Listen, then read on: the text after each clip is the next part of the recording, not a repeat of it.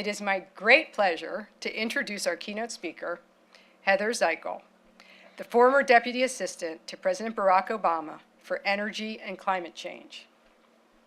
As the President's Chief Architect on Energy Policy, Ms. Zichal shaped and executed many of the President's top energy and climate priorities. Prior to that, she served as the Legislative Director for Senator John Kerry. Heather Zichal is no stranger to energy and environmental policy issues and has spoken and written extensively on these topics. Please join me in welcoming our keynote speaker, sponsored by IBM, for Powering the People Next Generation Utility, Heather Zichal.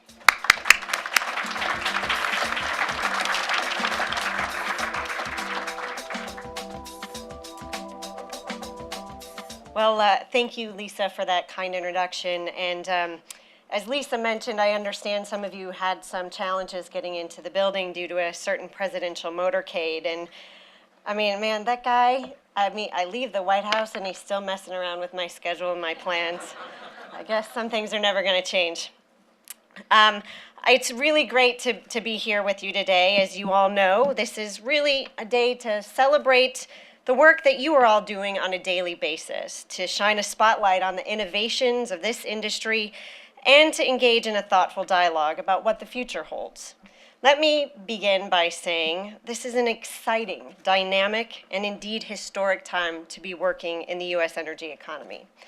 I say that because as a country, we are in a period of profound change that's reshaping our entire energy landscape.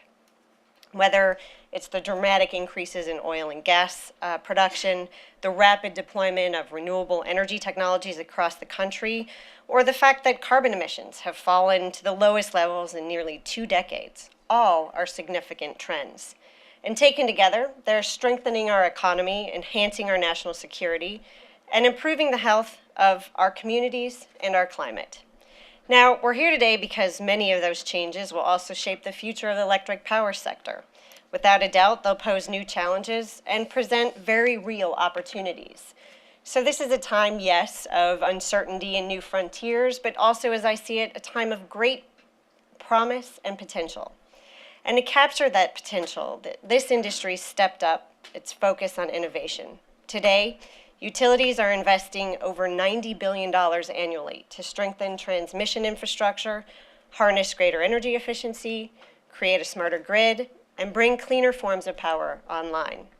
And yet there's no question, particularly in a capital-intensive industry where business decisions are made in 10, 20, and 30-year time horizons, we have to be clear-eyed about the economic and technological transformations underway today and where they may lead the industry tomorrow.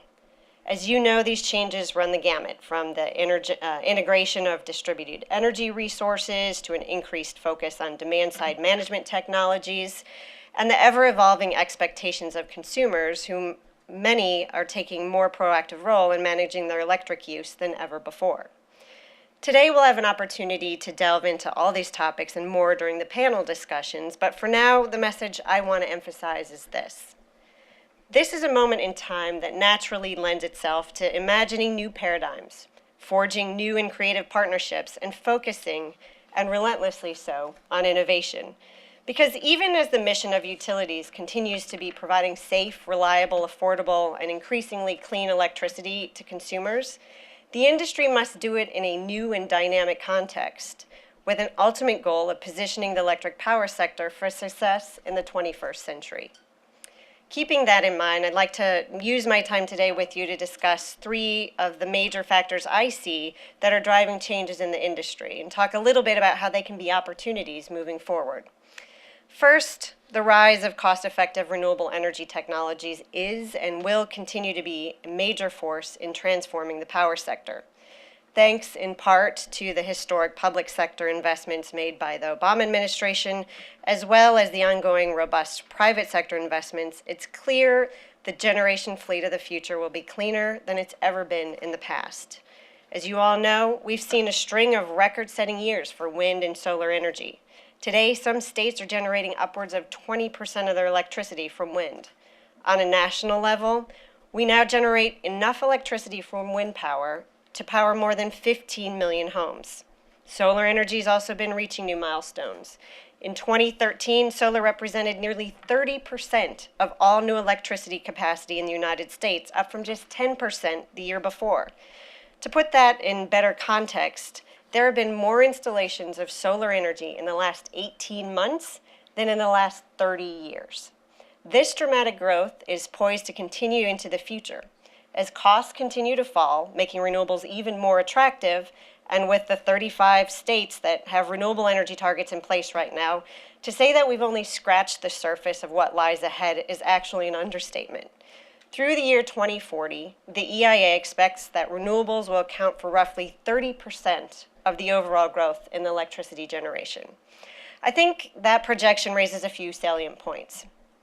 As the share of renewable energy expands over time, this industry can and must be in a position to capture the value of that growth. And not simply with respect to rising utility scale generation, but also more decentralized generation at the community and consumer scale. That will be essential as distributed energy resources play a larger and larger role in the years ahead. Moreover, with the very real challenges associated with renewables and intermittency, this is an area where the industry has already been innovating and investing in technologies to manage consumer demand and increase capacity factors of renewables like wind and solar. Of course, part of how that's accomplished is by building a smarter grid, which brings me to my second point. Today's investments to modernize the electric power grid are creating the indispensable tools utilities need to meet the expectations of modern consumers and strengthen system-wide performance. Bringing the power grid into the 21st century is an enormous undertaking, one that requires substantial resources, significant innovation, and strong partnerships between utilities and technology companies. But these efforts are essential because the grid is the foundation of the system as a whole. Now, it's generally true that most Americans are unaware of the significant changes taking place in the power sector today. But if there's one exception to that rule, I think it would actually apply here. Because part of what's animating these investments in a smarter grid is a desire to get closer to the customer. A customer who's paying more attention and demanding more control over their energy than ever before. So on a micro level, a smarter grid has the potential to redefine the traditional relationship between the utilities and the individuals they serve. Innovation, like the kind on display at Innovation Alley exhibit, is what's making this possible. As the video said, but I think it's worth repeating, less than a decade ago, a mere 6% of homes in the United States were equipped with smart meters. Today, that number has surged to more than 40%. This progress has opened the door for utilities and technology partners to offer innovative new services that create value for the customer, whether it's in the form of creative apps that offer real-time information about energy consumption or pricing or new devices that put energy consumers in the driver's seat, so to speak. This area is ripe with potential.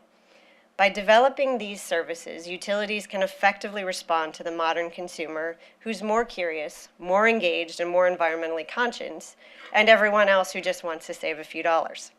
Now, on a macro level, the work that's underway to build a bigger, better, and smarter electric grid is already creating one that's more effective, one that's helping utility companies leverage the promise of renewable energy and manage peak demand, one that's more resilient and reliable in the face of storms, particularly relevant with the changing climate. We saw evidence of this in the wake of Hurricane Sandy, where grid improvements helped to bring power back online for thousands of families earlier than expected. Moving forward, continued improvements will bolster the grid's self-healing capabilities, its ability to identify and resolve problems before they cause power outages for consumers as well. And when outages do occur, they will likely be shorter and less extensive. That in turn increases the energy and operational efficiency of the grid, reducing carbon emissions and lowering costs system-wide. It's a win-win-win proposal. The third and final catalyst for change I see is this. Where policymakers, regulators, and utilities strike the balance between advancing clean, low-carbon energy and preserving fuel diversity will shape over the long term how our system evolves throughout the 21st century.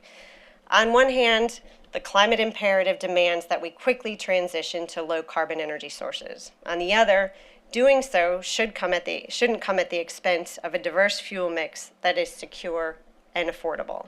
And sitting above all that is the challenge that current generation fleet is aging, capital expenditures are increasing, and electricity demand is flattening. So this is one complex balancing act. Finding that right path forward is a job easier said than done. Now, having said that, it's clear a wide range of energy technologies has the potential to play an important role in the country's overall generation mix, from advanced nuclear to emerging energy technologies that are still in research labs today. Some of these homegrown sources are already making a huge impact. The rise of cheap and abundant natural gas is a perfect example. Not only has this resource been instrumental in keeping utility rates low, it's also allowed for significant reductions in greenhouse gas emissions, even as our economy has grown. In 2012, power sector carbon emissions were 15% below 2005 levels. Think about that. It's huge. What once seemed like an impossible goal is actually happening today. It really underscores how utilities can be powerhouses of innovation and build on a record of success. I think, as I think about that record of success, there's a number of powerful stories to tell. But another story that I think is impressive and worth discussing is the fact that the power sector has reduced its sulfur dioxide and nitrogen oxide emissions nearly 80% from 1990 levels, with additional reductions still to come. Mercury emissions have fallen by nearly 50% since 2003, including a 17% drop between 2011 and 2012. Continued reductions in emissions of these and other hazardous air pollutants are underway as companies are complying with the mercury rules. Now, as companies are navigating their way through state renewable portfolio standards and keeping an eye on where the Environmental Protection Agency is heading with their 111D standards, I get a lot of questions about regulatory certainty and carbon policy in Washington writ large. So I want to speak to that briefly today. I don't think it's exactly news that Congress has been an unwilling dance partner with the administration on this issue. Obviously, during a time when utilities are trying to navigate big changes, plan for the future, and make strategic investments, the absence of any appetite for a coherent long-term policy framework on carbon is counterproductive. But I'll be honest with you, I don't see that picture changing in the next few years, whether it's in the form of cap and trade or a carbon tax. So at the end of the day, we're left with various state mandates and EPA regulations. That kind of piece-by-piece approach is not ideal. Now, don't get me wrong, I appreciate that the administration does have the tools under the Clean Air Act so that they can work towards more meaningful emissions reduction because the climate science compels us to act. But if we were to take a step back, I don't think the system we have today is particularly the system we would build if we could begin from scratch. But the hard truth is, gone are the days when comprehensive energy and climate legislation was a bipartisan issue. Until that changes, it's difficult to see how a more sensible framework gets established, at least in the near term. If there's a silver lining here, it's that even without comprehensive legislation, the combination of increased domestic gas production, technological advances, and better economics of renewable energy sources are putting us on a path towards a cleaner and more secure power sector that we want and need to build for the future. So when I step back and look at the big picture, I'm confident that this industry, as it has done many times in the past, will capitalize on the transformations taking place. Of course, doing it while keeping the lights on and the rates down will be no small challenge. To be sure, it will require strong industry leadership and collaboration with regulators, policymakers, shareholders, and of course, consumers. But really, that's what you've been focused on already. That's how the people in this room and the industry has kept electricity prices below inflation, even as the use of consumer electronics has skyrocketed. That's how this industry has met every single regulation it's ever faced. It's how the industry continues to provide energy to a growing economy while reducing pollution at the same time. It's an incredibly impressive record, and by embracing the changes taking place, focusing on innovation, and forging new partnerships, I know you'll continue building on it. Thank you.